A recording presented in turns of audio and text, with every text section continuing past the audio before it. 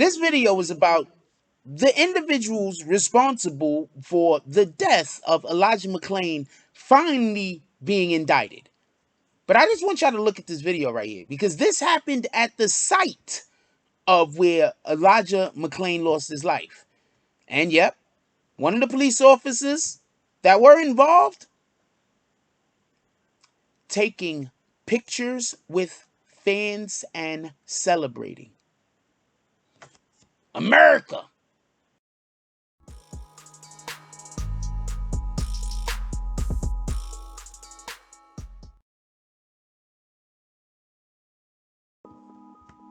BBN Jack Frost. What's up, party people? Alright, so yeah. So apparently, the 3 officers and 2 paramedics that were present when Elijah McClain passed away has been indicted. Okay. Now, there's a couple of things I want to say real quick. And before we really want to get into exactly what's going on in this case, I want to point out that Elijah McClain was an individual, Elijah McClain was an individual that suffered from a mental health issue. It was a mental health issue that Elijah McClain suffered from. And I want to explain something real quick for all of you individuals that don't get why when police escalate situations, why it's so wrong. Police do have a rudimentary understanding of behaviors that individuals might that they might come into contact, that they might elicit, some of the behaviors that individuals might come across. What some police officers do, not all obviously, I'm not saying all of them, what some of them do is they see that you might suffer from a mental ailment, and then they encourage you to have an episode. It's basically what you see individuals do to other people all the time. Believe me, you've seen it when they'll know an individual might have a predilection, might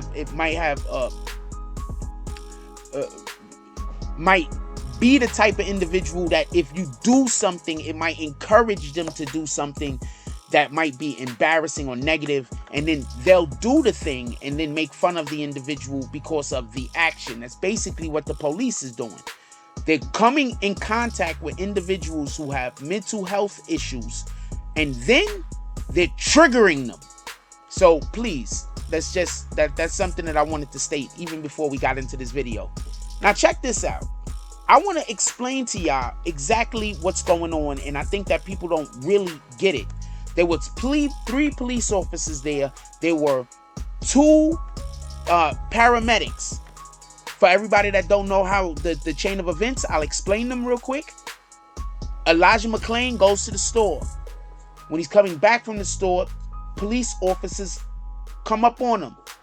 They start asking him questions. Before they get too deep into asking him questions, he literally tells them what his mental health issue is, and informs them that if they get too close to him or they get aggressive with him, that he's not going to basically be able to control his reaction. Do you understand why I had that long conversation with y'all a second ago? He tells the police this. I think that this is an aspect of this particular case that might get lost on individuals. When the police come up to Elijah McClain, he tells them that he suffers from a mental ailment, that he's an introvert, and that if they come up to him and if they try to touch him or if they get too aggressive with him, he's not going to be able to control himself. Upon hearing this, the police then come up on him, get aggressive, and start touching him. At some point, the EMS is called after he's already in an episode. The EMS show up, only visually seeing what is going on with the police, the EMS then administer ketamine. Okay, basically, for everybody that don't know, in where this happened at, they have a thing that they do, or in, because it's not prevalent everywhere. It's not something that can be administered everywhere. But in Denver, they have this thing that they do where to calm you down whenever the police is coming in contact with a assailant that might be too aggressive, I'm guessing, they do this thing called a carotid. Basically, you know, your carotid artery, your main artery, basically, if that gets cut, it's over for you. It's wraps.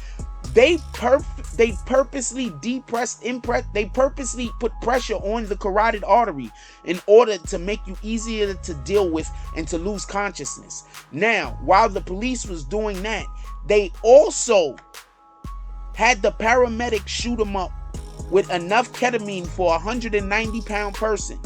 This individual is about 5'5". He weighs about 140 pounds. Okay?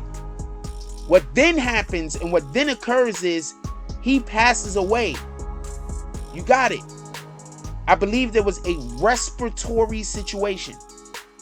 All while this is happening, Elijah McClain is letting them know that there's something going on. He's also vomiting for everybody. Like, he's not only having distress by what he's saying, there's physical distress that his body is exhibiting. He's vomiting. They also have him in handcuffs behind his back, just so we can be clear on this. Elijah McClain passed away, obviously, as we already know. The initial prosecutor that was handling this let the police and everybody off the case. Just let everybody off for whatever the reasons was with this guy. You already know how they operate. They don't necessarily try to prosecute police sometimes, or it's just, it is what it is. Let's not be coy with it. That's literally what happens. So just so we can be clear, the new prosecutor has went over the evidence again and then went back and got an indictment. Now, for everybody that's curious is why I'm saying the thing about the ketamine, that I just want y'all to know that the paramedics, they injected him, and remember, he's 140 pounds. And for everybody that's across the pond, that's 63.5 kilograms. And they hit him with 500 milligrams of ketamine. That's more 1.5 of the dose for his weight, just so everybody can be clear, so you can get a real understanding. And then in addition to that, over there, besides this particular case that they're handling, they're also looking in to see whether the fire department has also been too aggressive, because the FDNY fire department, I'm guessing, like in New York City, they ran out of the same branch of the city, or whatever the case is. But they're looking to see if the fire department has been aggressively, illegally using these ketamine on individuals, you know, because there was no reason for them to basically give ketamine at that moment. That's for one. And two, they gave 1.5 the times the dosage which would have been needed. So obviously there's a problem there. The family has a lawsuit, and the lawsuit is alleging that McClain had died of results of a dramatic increase of lactic acid in their brain, basically because of the excessive force that was used by the police. It was over an extended amount of time, damn near 20 minutes. They're saying that basically it was about a torture. They're saying that it was basically a torture where he had went through, and that's what you have to. That's what it sounds like, to be honest with you, when you hear about what the experience that he went through. They're saying it's unconstitutionally racist brutality. They're saying that the chokehold that was used on McClain has been banned by the police department, and it has in New York City, it has, and in Colorado it has also, after Floyd's death. For everybody that don't know George Floyd's death, the Attorney General also went on to say that the 3 police officers, for everybody that don't know, let me get their names real quick, that the 3 police officers, because remember, there's 3 police officers, 2 are still on duty. One of them has retired. He retired right after this happened. And there's 2 paramedics. The Attorney General Paul Weissman, said that the grand jury had indicted officers Randy Roldemer, Nathan Woodard, and Jason Rosenflat, and they indicted the paramedics Jeremy Cooper and the fire lieutenant Pierre, I don't know how to say this name, Cichuniec.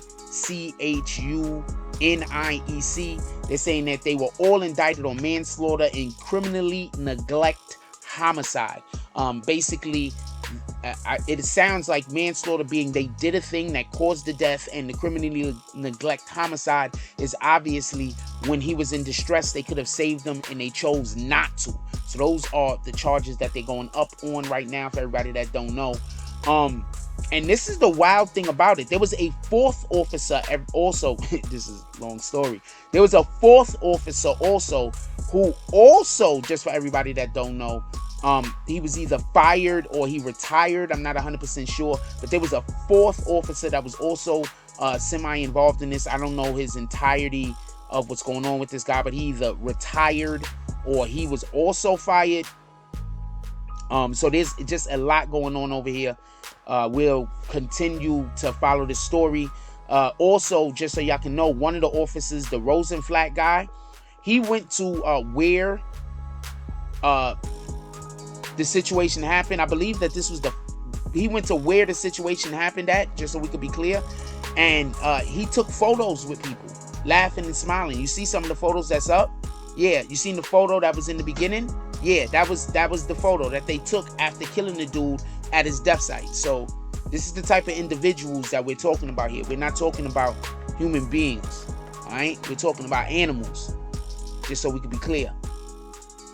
Like, comment, subscribe. Join the notification gang.